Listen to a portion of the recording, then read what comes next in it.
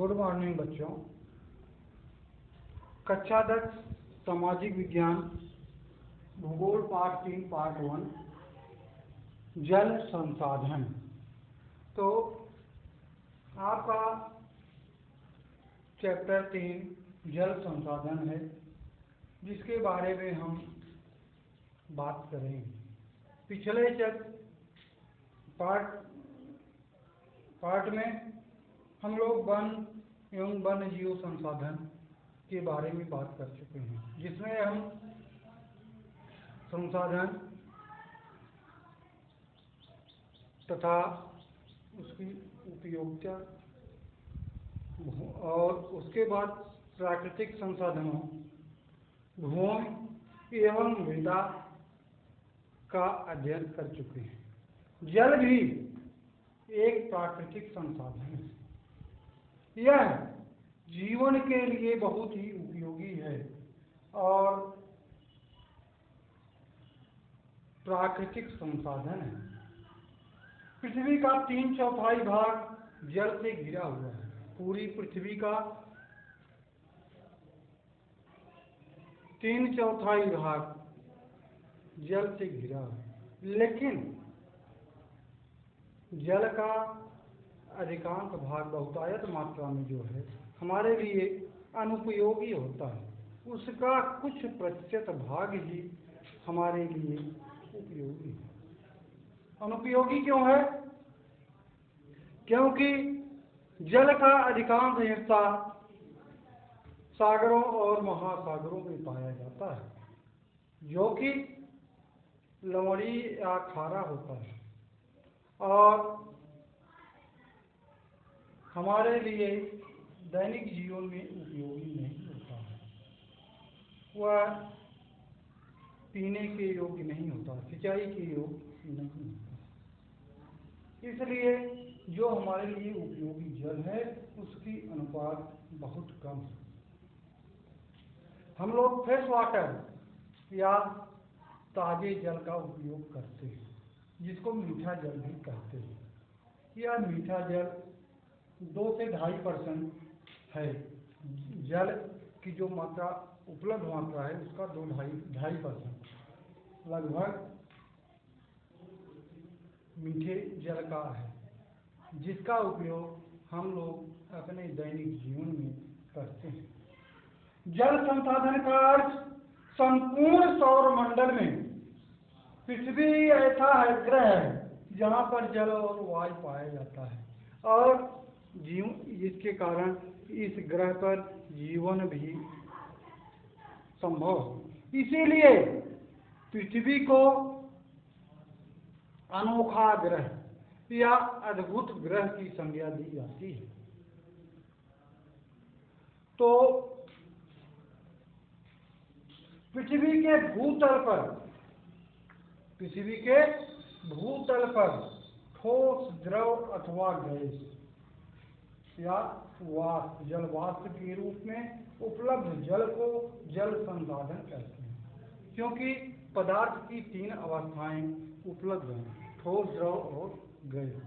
तो जल ऐसा पदार्थ है जो कि प्रकृति में पृथ्वी पर अपने पदार्थ के 3 रूपों ठोस, बर्फ, द्रव, जल, पानी, वाटर और गैस, जल वाष्प के रूप में विद्यमान होता है। और पृथ्वी तल पर इन 3 रूपों में पाए जाने वाले जल को ही जल संसाधन कहा जाता है। पृथ्वी पर उपलब्ध जल में से 97.5% भाग समुद्रों में खारे पानी के रूप में है। केवल 2.5% भाग मीठे पानी का है। मीठे पानी का भी 2/3 भाग ग्लेशियर और ध्रुवीय बर्फ के रूप में है। शेष दूषित जल धरातलीय जल के रूप में उपलब्ध होता है, जिससे स्पष्ट है कि पृथ्वी की उपस्थित कुल जल का एक बहुत छोटा भाग ही उपयोगी है। जल का महत्व। नेक्स्ट आपका आता है जल संसाधन, अब है जल का महत्व। जल पृथ्वी की समस्त वनस्पतियों, पशु पक्षियों और मानव जीवन का मूल आधार है। इसकी उपयोगिता को देखते हुए ही जल ही जीवन है कहा जाता है, अर्थात जल है तो जीवन है। भोजन के लिए तो हम कुछ दिन जी रह सकते हैं, लेकिन जल के बिना बहुत दिनों तक जिंदा नहीं रहा जा सकता, जीवित नहीं रहा जा सकता। जैसे जल का उपयोग कृषि, उद्योग, परिवहन, घरेलू कार्य, ऊर्जा आदि के क्षेत्रों में किया जाता है। मत्स्य पालन तथा पर्यटन जैसे उद्योग तो पूर्ण रूपेण जल पर आधारित उद्योग है। भारत की विशाल जनसंख्या को खाद्य सुरक्षा उपलब्ध कराने के लिए कृषि की महत्वपूर्ण भूमिका है, जो जल संसाधन पर पूरी तरह आश्रित होती है। भारत के जल संसाधन, भारत के जल संसाधन, भारत में विश्व के कुल जल संसाधनों का 4% भाग ही पाया जाता है। प्रत्येक वर्ष यहाँ वर्षा के से लगभग 4000 घन किमी जल प्राप्त होता है, जिसका लगभग 1/3 भाग ही वाष्पीकृत हो पाता है तथा अधिकांश भाग अर्थात 45% भाग धार के अनुरूप बहकर झीलों, तालाबों एवं नदियों में चला जाता है। इस जल को धरातलीय जल अथवा सतही जल भी कहते हैं। वर्षा के जल की कुछ मात्रा लगभग 22% मिट्टी में प्रवेश कर जाती है, जिसको हम भूमिगत जल या अधोभौमिक जल के नाम से जानते हैं। इस जल का 60% भाग सिंचाई के लिए उपयोग किया जाता है। अधोभौमिक जल या भूमिगत का उपयोग हम लोग समरसेबल, हैंडपंप आदि के द्वारा करते हैं।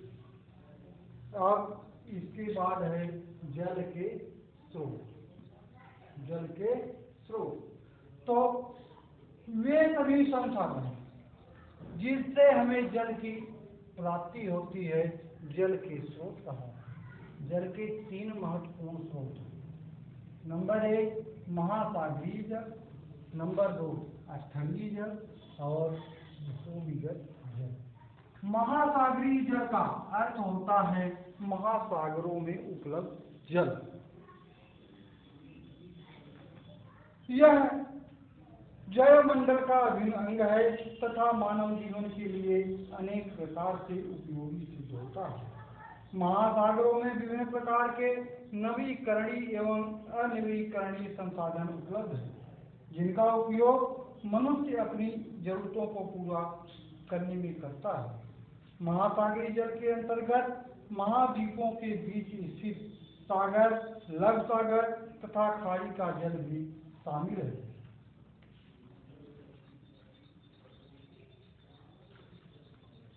समुद्री तल जल भारत की मुख्य भूमि के 3 ओर लगभग 6100 किमी लंबा समुद्र तट है। इस प्रकार भारत का प्रायद्वीपीय भाग समुद्री जल संसाधन से संपन्न है। समुद्री जल का खारा होना और पीने योग्य नहीं होना एक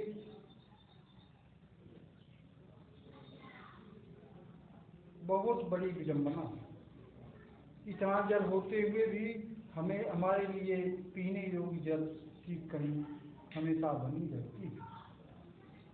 इस जल को हम मत्स्य पालन और नौ परिवहन में करते हैं। समुद्र में अनेक प्रकार के सागरी जीव जैसे मूंगा, झींगा, घड़ियाल, कछुआ आदि पाए जाते हैं। समुद्री जल का सर्वोत्तम उपयोग यह है कि इससे ही खाने वाला नमक, खाद्य नमक बनाया जाता है। समुद्री जल में जो लवण घुले होते हैं उनके कारण यह लवणी या नमकीन या खारा होता है और इसको हम इसके जल को वाष्पीकृत करके खाद्य नमक प्राप्त करते हैं। नंबर 2 है स्थलीय जल। धरातल की सतह पर पाए जाने वाले जल को स्थलीय जल कहते हैं। यह 3 रूपों में पाया जाता है। वर्षा जल, धरातल पर जो जल वर्षा के द्वारा प्राप्त होते हैं उसे वर्षा जल कहते हैं। वर्षा जल अत्यंत शुद्ध जल होता है। हिमालयी नदियों के अतिरिक्त अधिकांश नदियां, विशेष करके दक्षिण भारत की नदियों में पाया जाने वाला जल वर्षा का जल होता है। भारत की जलवायु मानसूनी होने के कारण यहाँ मुख्य रूप से वर्ष के 3 महीनों में ही वर्षा का जल प्राप्त होता है। इसी के परिणाम स्वरूप देश के बहुत बड़े भाग में धराती जल की कमी हो जाती है। नदी जल, यह जल भारत के प्राकृतिक जल संसाधन में महत्वपूर्ण भूमिका निभाता है। भारत में प्रचुर मात्रा में नदियां तथा उनका जल उपलब्ध हैं। नदियों में बांध बनाकर जल विद्युत का उत्पादन किया जाता है। भारत की अधिकांश जनसंख्या का रोजगार कृषि से चलता है, जिसके लिए सिंचाई के लिए नदियों से नहरें निकाली जाती हैं। विभिन्न प्रकार के उद्योग जैसे ताप विद्युत संयंत्र, परमाणु ऊर्जा संयंत्र और अन्य अनेक उद्योगों के लिए नदियों के जल की जरूरत होती है। भारत में गंगा, यमुना, ब्रह्मपुत्र, नर्मदा, ताप्ती, मांडवी, गोदावरी, कृष्णा व महानदी आदि नदियां आंतरिक जल मार्ग की सुविधा उपलब्ध कराती हैं। जलाशयों, तालाबों और झीलों का जल, भूमि के ऊपर पाए जाने वाले जल संसाधनों में तालाब का भी प्रमुख स्थान है। इनमें वर्षा का जल एकत्र किया जाता है, जिससे वर्ष भर सिंचाई की जाती है। साथ ही बांध बनाकर जल विद्युत का उत्पादन किया जाता है। राज्य की पठारी भागों में तो तालाब ही सिंचाई के प्रमुख साधन हैं। भारत के तालाबों में से 90% दक्षिणी भारत में है, क्योंकि दक्षिणी भारत प्रायद्वीपीय पठार है। भूमिगत जल अथवा अधोभौमिक जल, वर्षा के जल का कुछ भाग भूतल की मिट्टी द्वारा सोख लिया जाता है, जो भूमि में एकत्रित हो जाता है। इसे ही भूमिगत या अधोभौमिक जल कहते हैं। यह एक मीठे पानी का स्रोत के रूप में जल का प्राकृतिक स्रोत है। इसको कुओं, नलकूपों आदि के द्वारा उपयोग में लाते हैं। जल संबंधित आंकड़े और तथ्य। संयुक्त राष्ट्र विश्व जल विकास रिपोर्ट 2003 के अनुसार विश्व में कुल आयतन का 96.5% महासागरों में पाया जाता है और केवल 2.5% जल अम्लीय जल, फ्रेश वाटर या मीठा जल होता है।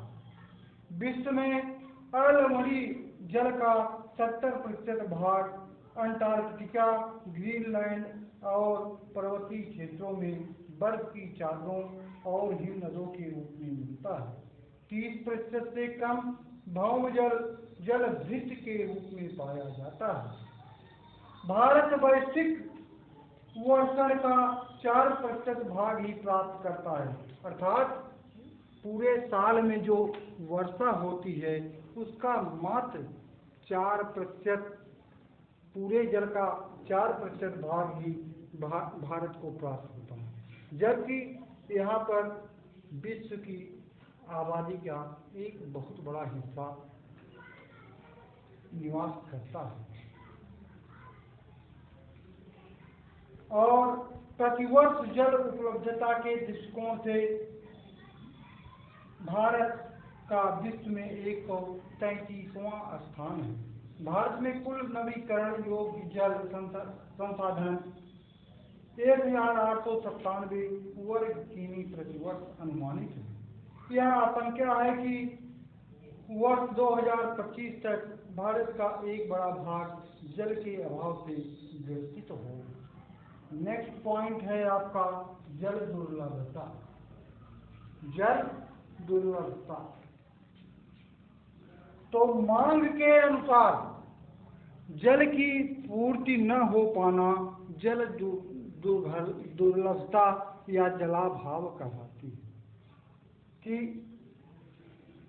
जैसे एक व्यक्ति के लिए जितने जल की आवश्यकता होती है उतना जल उपलब्ध न होना जल दुर्लभता की श्रेणी में आता है।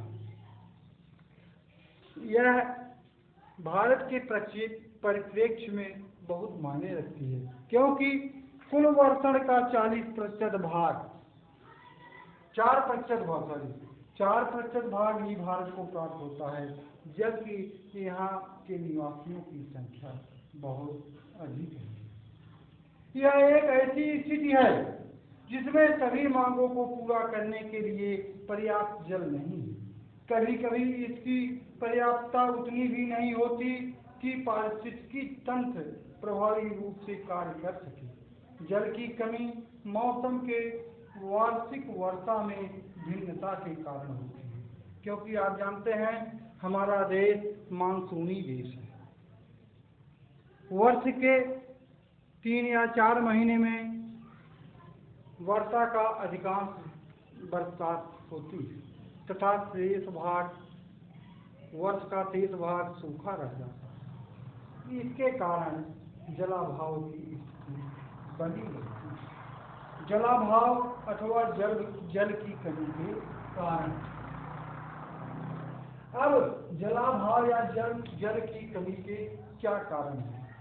स्वीडन के एक विशेषज्ञ फाल्कन मार्क्स के अनुसार जल की कमी तब होती है जब प्रत्येक व्यक्ति को प्रतिवर्ष 1000 से 1600 घन मीटर के बीच जल उपलब्ध होता है। जल की कमी से ही जल दुर्लभता की स्थिति उत्पन्न होती है।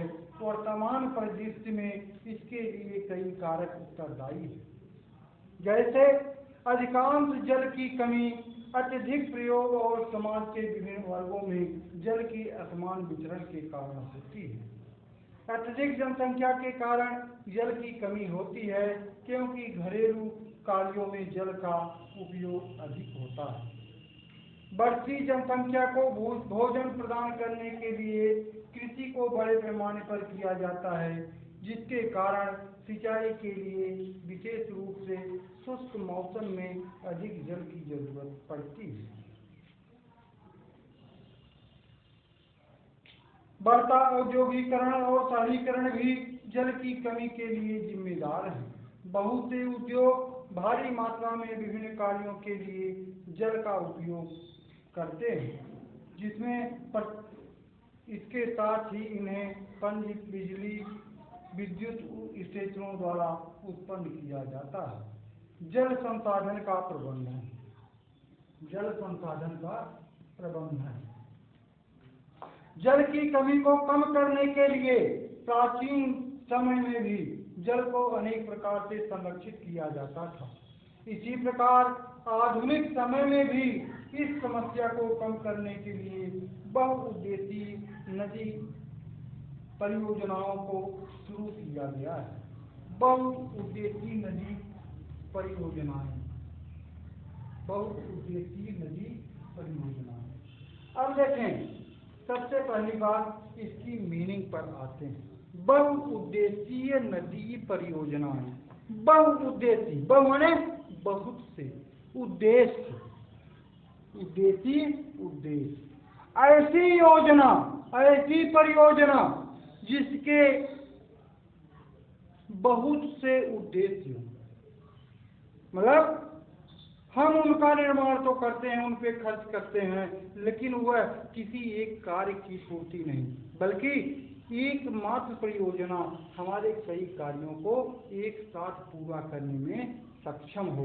ऐसी योजनाओं को बहुउद्देशीय परियोजना कहते हैं। ऐसी योजनाएं जो हमारे कई उद्देश्यों की पूर्ति करती हों बहुउद्देशीय परियोजना कहलाती है। तथा ऐसी परियोजनाओं को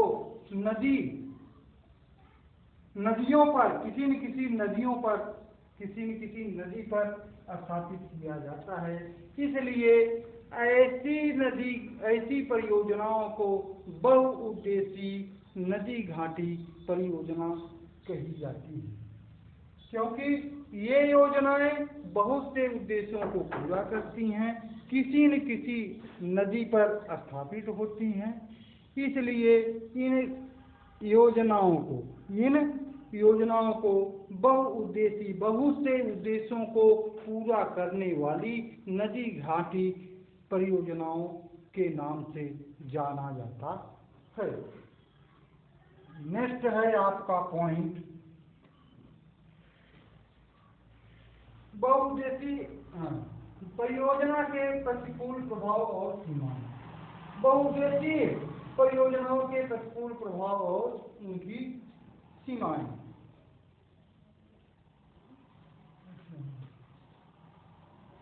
इसमें है परियोजना और उसके उद्देश्य। तो अब देखें, मैंने कहा बहुत सारी उद्देश्यों को पूरा करने वाली। तो ये विद्युत ऊर्जा का उत्पादन वर्ष 2005-06 के आर्थिक सर्वेक्षण के अनुसार 30,000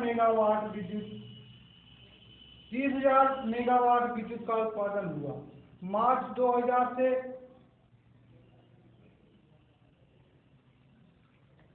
37,000 था। भारत इस माध्यम से अपनी ऊर्जा आवश्यकताओं का 22% भाग प्राप्त करता है। मृदा संरक्षण, ये परियोजनाएं नदी के पानी की गति को धीमा करके मिट्टी को संरक्षित करती है।